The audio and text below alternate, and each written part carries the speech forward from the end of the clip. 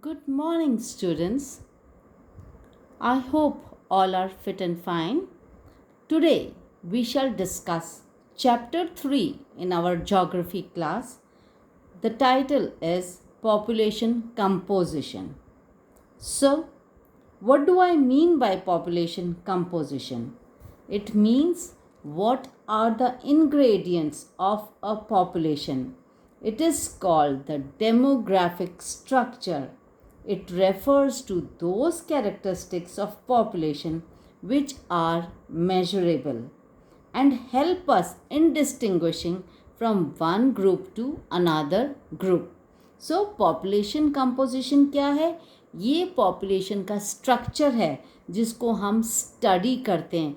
उनकी एज हो या उनका वो डिपेंडेंट पॉपुलेशन है या वर्किंग पॉपुलेशन है, किस कैटेगरी में आता है, उनका स्टैंडर्ड ऑफ लिविंग क्या है, रूरल है या अर्बन है, इनकम लेवल क्या है, what is the sex composition of that population, what is their educational level, what is their occupational structure. So we study all these things when we talk about population composition. The first topic is sex composition. The ratio between the number of women and men in the population is called the sex ratio. Now what do I mean by sex ratio? एक population में पर 1000 कितने mails हैं और कितनी females हैं, that is called the sex ratio. In some countries, it is calculated by the above formula, male population upon female into 1000, whereas in other countries it is calculated with this formula, female population upon male population into 1000. Now this sex ratio, it is an important information about the status of women in a country, because where there is more gender discrimination, where the condition of women is not good, the sex ratio is bound to be less. Most of the Asian countries, they have a lower sex ratio. Why? Because the women, they are not treated well. There is female foeticide practiced, female infanticide, and domestic violence is very common. Such countries are like India, China, Saudi Arabia, Pakistan, Afghanistan. These countries have a lower sex ratio. But if we go to countries like Russia, America, countries of Europe, they have a higher sex ratio because there the males are in minority and the status of women is much better as compared to all these Southeast Asian countries. Next is age structure. Age structure represents the number of people of different age groups. This is an important indicator of population composition. We can divide the age structure broadly into three groups. The first group is 0 to 14 years, that is children. Second group is 15 to 59 years, that is adults. And the third group is 60 years and above. This is the aging population. Now the first group and the third group, they come under dependent population. Only the second group, that is from 15 years to 59 years, is the working population. Next is age sex pyramid. The age sex structure of a population refers to the number of females and males in different age groups. A population pyramid is used to show the age structure of the population.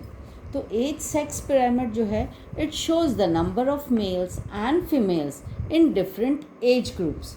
The shape of the population pyramid, it reflects the characteristics of the population. The left side always shows the males, percentage of males, while the right side, it shows the percentage of women. Next is expanding population. The age sex pyramid of Nigeria, here you can see in the picture. Now this you can see that it is triangular shaped. It is broad at the base and narrow at the top. Why is this so? This is a typical graph of the less developed countries because they have a large population in the lower age groups due to high birth rates. Next is constant population. As you can see in this graph, ये Australia का graph है. यहाँ पे जो birth rate है and death rate है that is almost equal, and this is called constant population, where both death rate and birth rate is equal of males and females. Next is declining population. Here you can see the age sex pyramid of Japan. It shows that it is very narrow at the base and it is tapered on the top, showing low birth rate and low death rate. The population growth is in the developed countries is usually zero or negative. Next is rural and urban composition. Now the population is divided into rural and urban population on the basis of the where they are living. जहाँ लोग रहते हैं उसके basis पे we have divided the population into rural and urban. Now urban population is the one जो towns और cities में रहती है and they are involved in non primary activities, whereas rural population is the one which is living in the villages and they are involved in primary activities. This figure shows us clearly the rural and urban sex composition of selected countries. Now we will see that the rural and urban difference in sex ratio in Canada and West European countries like Finland. It is just the opposite of those in African and Asian countries like Zimbabwe and Nepal respectively. In Western countries, the number of males, they are more as compared to females in the rural areas, and the females outnumber the males in the urban areas. Whereas in countries like Nepal, Pakistan and India, it is opposite. This excess of females in urban areas of USA, Canada and Europe, it is the result of coming of more females from rural areas to urban areas in search of job opportunities. Farming in these developed countries, it is highly mechanized and it remains a male dominated occupation.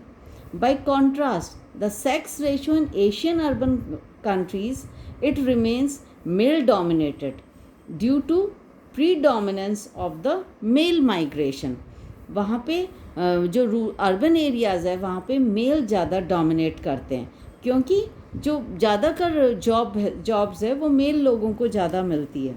It is also worth noting that in countries like India, female participation in farming activities in rural areas is fairly high. तो main reason जो है कि India जैसी country में rural areas में females की ज़्यादा ज़रूरत है. They work as labourers in the fields. Now shortage of housing, high cost of living and paucity of job opportunities and lack of security in cities also discourage women to migrate from rural to urban areas. Next is literacy. What do we mean by literacy? It means the percentage of population above 7 years of age who are able to read, write and they have the ability to do arithmetic calculations with understanding. Now literacy of a country, it's a clear indicator of the socio-economic development. Second, standard of living of the people. Third, status of females in the society. Fourth, availability of educational facilities. And fifth, policies of the government.